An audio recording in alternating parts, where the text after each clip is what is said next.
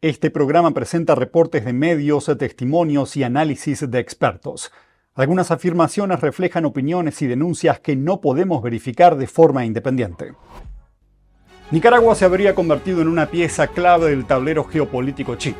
Una activista exiliada denuncia que acuerdos opacos con el régimen de Ortega habrían permitido a China controlar hasta el 50% del territorio bajo la fachada de un canal interoceánico que nunca se construyó, pero dejó huellas profundas en soberanía, recursos y deuda del país.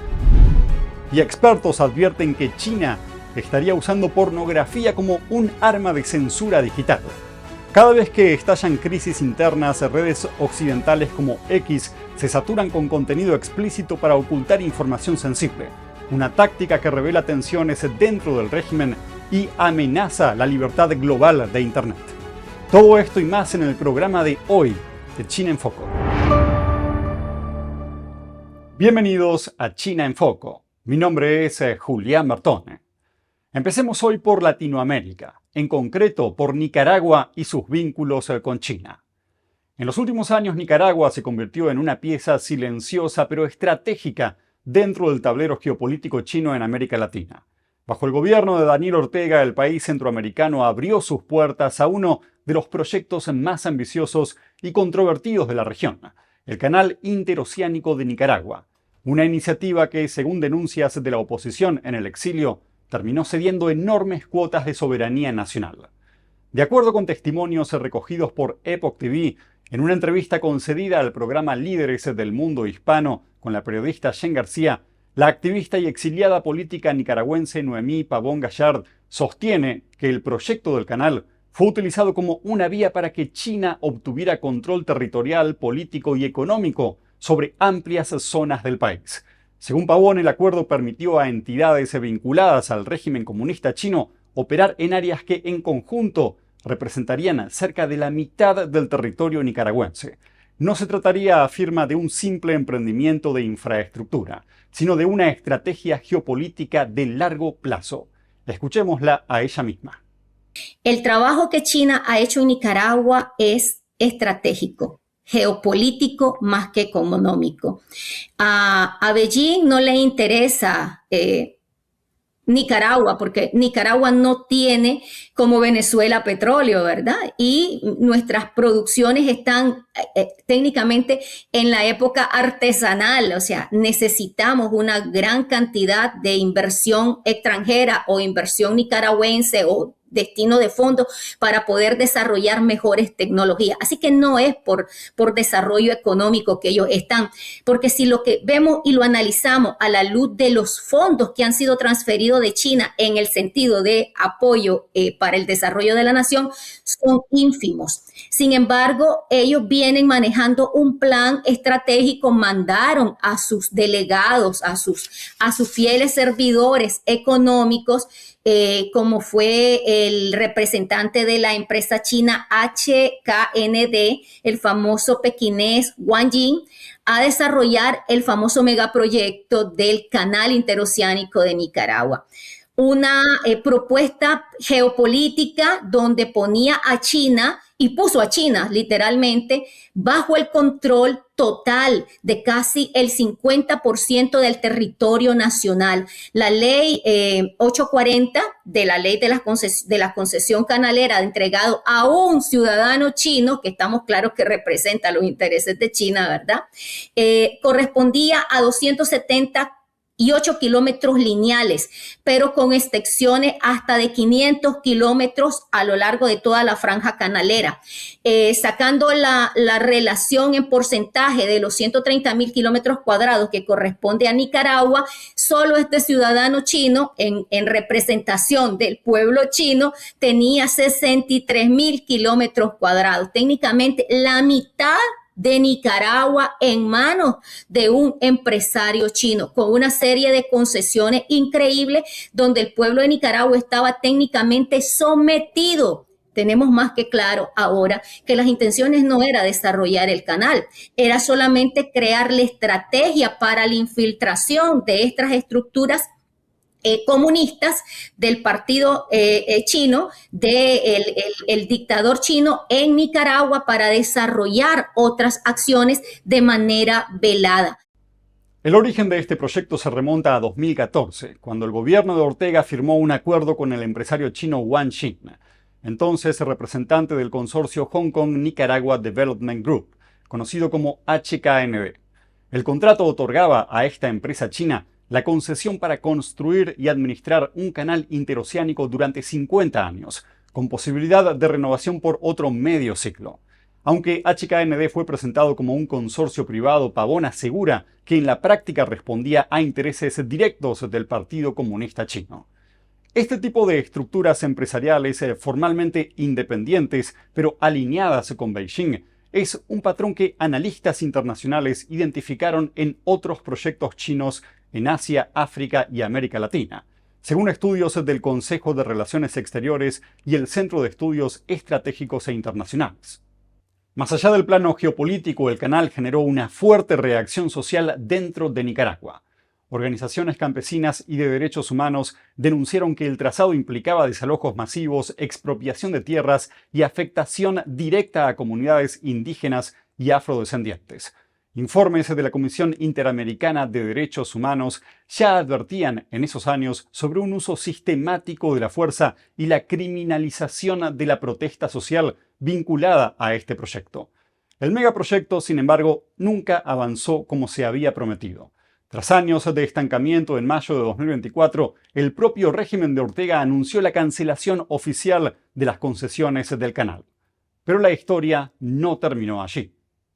Hacia finales de ese mismo año, Ortega presentó a empresarios chinos una nueva propuesta de ruta para el canal, esta vez evitando el lago Cocibolca, la mayor reserva de agua dulce de Centroamérica, y planteando un paso alternativo por el lago Solotlán, en Managua. El mandatario argumentó que esta nueva vía podría posicionarse como una alternativa al Canal de Panamá, que enfrenta restricciones operativas por la escasez de agua, un problema reconocido por la autoridad del Canal de Panamá y analizado por organismos internacionales. Hasta el momento no existe información pública oficial que confirme que esta nueva propuesta fuera formalmente adjudicada a algún concesionario. No obstante, Pavón sostiene que el objetivo principal de China nunca fue construir el canal. Según su testimonio, el proyecto funcionó como una puerta de entrada para la presencia china en Nicaragua, tanto a nivel humano como financiero. La activista afirma que en los últimos años llegaron al país numerosos ciudadanos chinos con vínculos estrechos con el Partido Comunista, mientras Nicaragua se endeudaba por millones de dólares en condiciones poco transparentes. Este fenómeno encaja con lo que economistas del Banco Mundial y el Instituto Lowy denominan diplomacia de la deuda, una estrategia en la que países receptores de inversiones chinas terminan comprometidos financieramente a largo plazo. Uno de los puntos más sensibles de esta relación es el acceso a los recursos naturales. Pavón denuncia que empresas chinas se cuentan hoy con concesiones mineras, marinas y territoriales distribuidas estratégicamente en Nicaragua. Según su testimonio, estas áreas incluyen zonas ambientalmente protegidas, nacientes de agua y territorios habitados por pueblos indígenas como los misquitos y los mayacas. China le ha dado préstamos equivalentes a 1.500 millones de dólares, los cuales el pueblo de Nicaragua va a tener que regresar solo en intereses y comisiones 2.000 millones de dólares. O sea, son préstamos extremadamente onerosos. Nosotros en Nicaragua decimos préstamo usurero, pero ese término no se lo podemos aplicar a una nación, se lo podemos aplicar a los prestamistas a lo interno de Nicaragua que se aprovechan de la necesidad del pueblo. Pero ha pasado otra cosa, como no lograron tener el control de Nicaragua por medio del proyecto del Gran Canal, vino Ortega, mandó a derogar la ley fue derogada en el 2022, después de 10 años que no lograron hacer absolutamente nada, porque era obvio, era solamente un plan para infiltrar Nicaragua. Ahora ellos están en control de grandes áreas de concesiones marinas, grandes áreas de concesiones mineras, grandes beneficios fiscales, mientras el pueblo de Nicaragua, cualquier empresario, yo como empresario en Nicaragua tenía que pagar el 30% sobre mis utilidades de renta al gobierno. Los chinos llegaron y no van a pagar nada. Así inviertan 1 millón, así inviertan 10 millones, así inviertan lo que invierta, ellos no van a ser sujetos de pagos de impuestos por utilidades por más de 30 años. Imagínate, o sea, esto es increíble. Pero sucede algo bien interesante. China en este momento tiene el control de más de 6,000 metros cuadrados de concesiones mineras diseminadas por toda Nicaragua. Y si tú tomas el mapa de Nicaragua, ellos están ubicados de manera estratégica dentro de este marco de supuesta legalidad donde Ortega le ha dado ese derecho de concesión. Hasta este momento, estos 6,000 kilómetros cuadrados ha significado en concesiones mineras una exportación de 1.450 millones equivalente en oro para China. O sea, el rédito es inmenso. Han tenido hasta este momento el control de 1,000 hectáreas de todas las zonas mineras de Nicaragua. Y Ortega ha ido más allá, ha violado la soberanía nacional, ha violado la ley de autonomía de la costa caribe. Nicaragua tiene 2 regiones autónomas. La zona Pacífico, donde están los 16 departamentos, pero también tiene las regiones autónomas del Caribe. Ellos la llamaron región autónoma del Atlántico Norte y región autónoma del Atlántico Sur. Es ahí donde los chinos se han posesionado de casi la mitad de toda Nicaragua. Y estas áreas cuentan con protección porque son áreas protegidas. Ahí es donde nacen las fuentes de agua de Nicaragua, donde están las comunidades indígenas de los pueblos afrodescendientes, los pueblos misquitos, los pueblos mayanas del interior de Nicaragua. ¿Qué es lo que hizo Daniel Ortega? Violando la ley de las reservas naturales, de las 71 reservas naturales, violando la ley de autonomía de las regiones autónomas de los pueblos indígenas y violando leyes internacionales como las que protegen las reservas de Bozaguas e Indio Maíz, que son consideradas biosferas, patrimonio de la humanidad. ¿Qué tal? Permite que las concesiones mineras, que las empresas mineras chinas puedan hacer minería al aire libre. ¿Eso qué significa? Contaminación de las fuentes acuíferas, contaminación de los pozos, contaminación de los ríos, contaminación de las bocanas de agua. ¿Eso qué significa? Destrucción de la biodiversidad, de lo que significa la vida para estas comunidades, que ese ha sido el río, es su fuente de vida.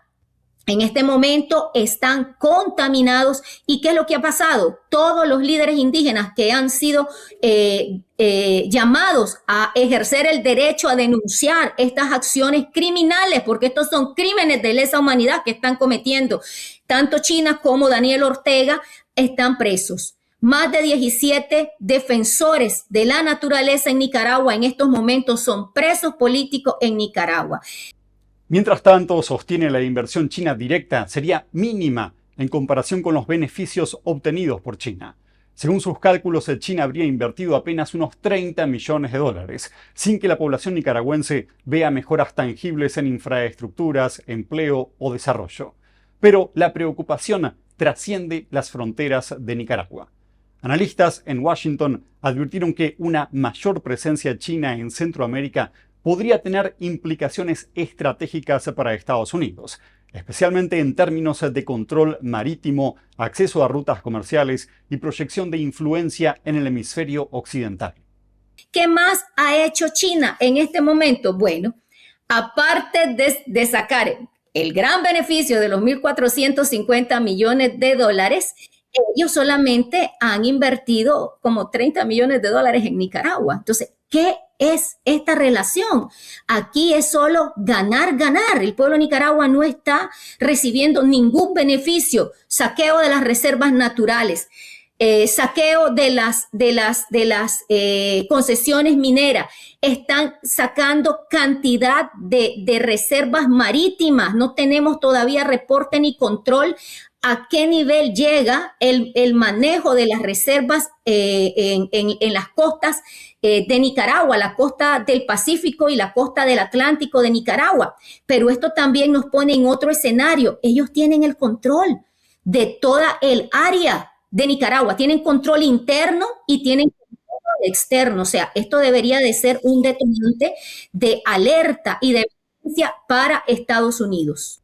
En este contexto, el caso nicaragüense se perfila no solo como una crisis de soberanía y derechos humanos, sino como un ejemplo de cómo China expande su influencia global a través de acuerdos opacos, aliados autoritarios y proyectos que, aunque presentados como desarrollo, esconden objetivos mucho más amplios e involucran no solamente a su país anfitrión, sino a toda una región. No se pierdan la entrevista completa a Noemí Pavón Gallard. Los invito a verla al canal de nuestra amiga Jen García, Líderes del Mundo Hispano, que está repleto de entrevistas más que interesantes y fundamentales para comprender a fondo todo lo que está pasando en América Latina y el mundo de habla hispana. Pasemos ahora al interior de China y una estrategia de distracción que apunta directamente a su pueblo y también trasciende las fronteras del país. En el ecosistema digital global, la censura ya no siempre se ejerce bloqueando contenidos. En algunos casos se logra de una forma mucho más sutil y perturbadora, ahogando la información con ruido. Según expertos en seguridad y analistas en geopolítica digital, eso es exactamente lo que estaría haciendo el régimen chino en redes sociales nacionales y occidentales ahora mismo. De acuerdo con declaraciones recientes de directivos de la plataforma X, cada vez que surgen señales de inestabilidad política dentro de China, Beijing estaría inundando deliberadamente los resultados de búsqueda en la red social con contenido pornográfico. El objetivo es distraer o desviar al público de información sensible o en tiempo real.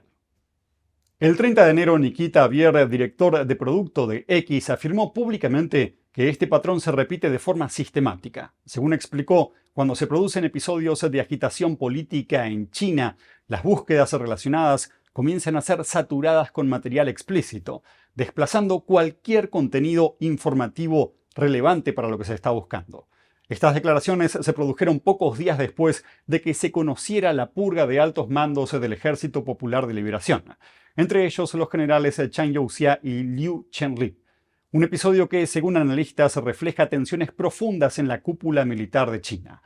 Bier señaló además que esta campaña de spam no es marginal.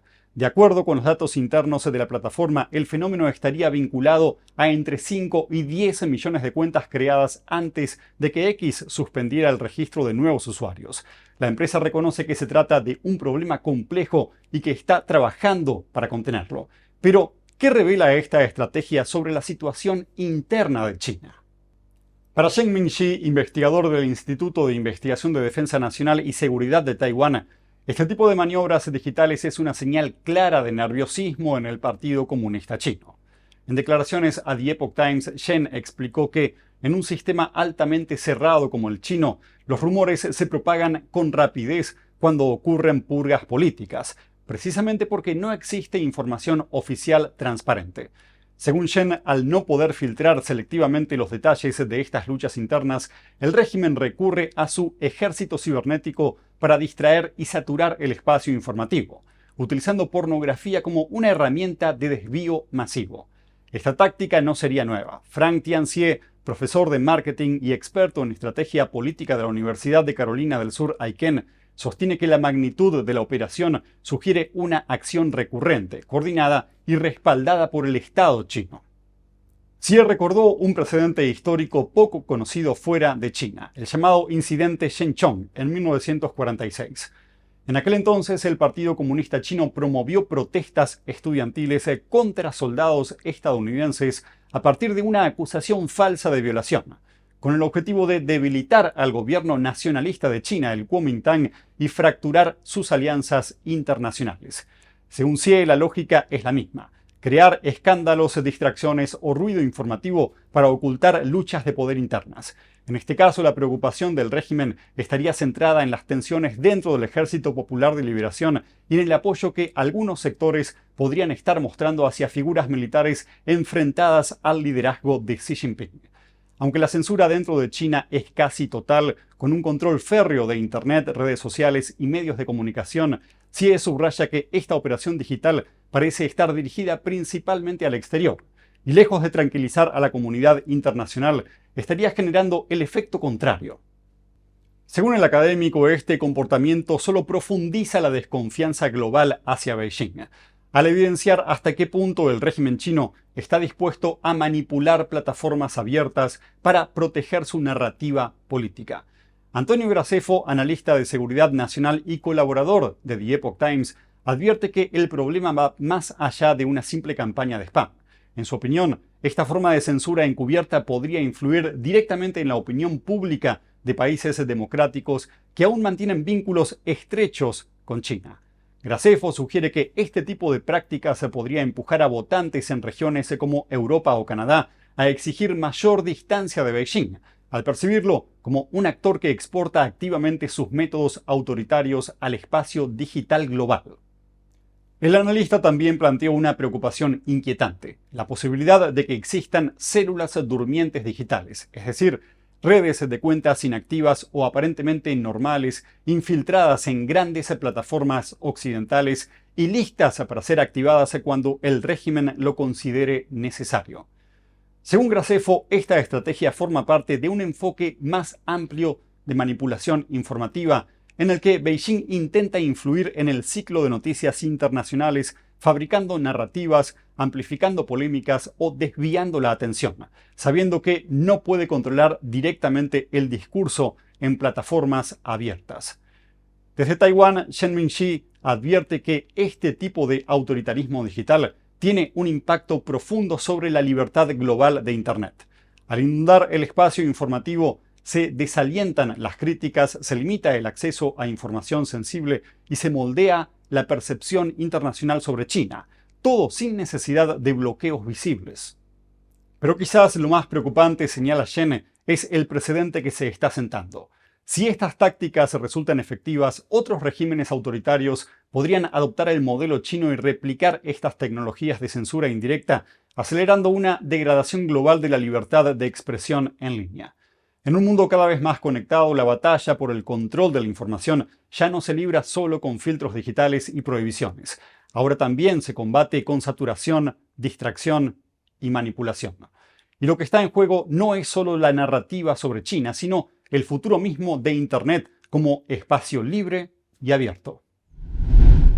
Una red china infiltrada silenciosamente en millones de dispositivos comunes habría sido utilizada como arma cibernética contra infraestructuras críticas, gobiernos y aliados de Estados Unidos.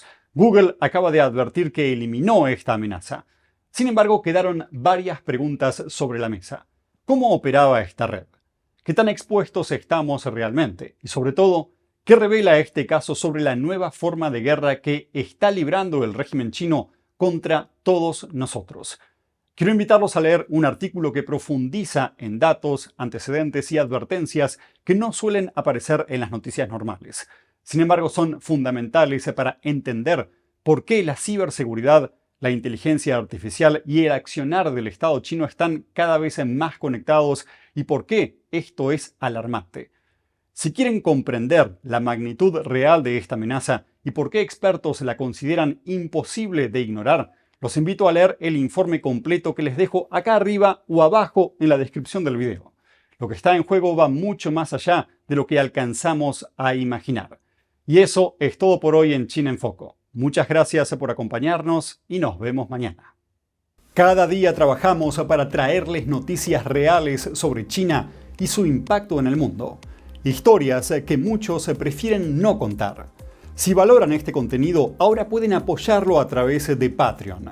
Hagan clic en Súmate, inicien sesión con Google, Apple, Facebook o su cuenta de Patreon y con una contribución de $10 mensuales recibirán acceso anticipado a nuestros videos y notificaciones personalizadas directamente de nosotros. Gracias por estar ahí. Su apoyo fortalece este esfuerzo por informar con libertad.